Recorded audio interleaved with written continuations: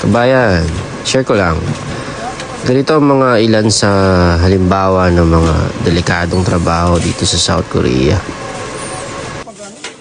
Ano pinagkaiba ng dapat dito? Apo. Ano daw? Hindi ba delikado yan? Hindi ba? Yan pag yung... Ang bilis eh.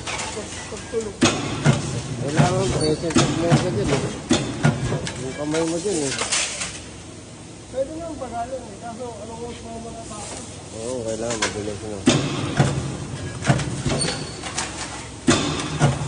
Kaya kabayan, naka 2.5 na siya. Pwede nga gano'n, kaso matagal. Hindi pala yan yung 2.5. Hindi nga mapagayak bagal. Kailan pa ako? Ang bagal no? Pwede lang kang dire-diretso ka. Anong oras pa ako matatapos? Nasisit lang ha, pag nasisit.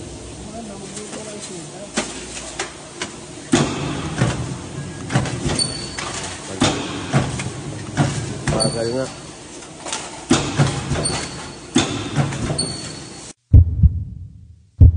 Sulyong na yun.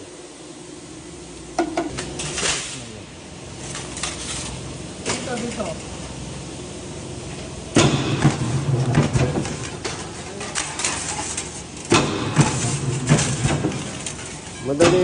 Madali lang po ba yan?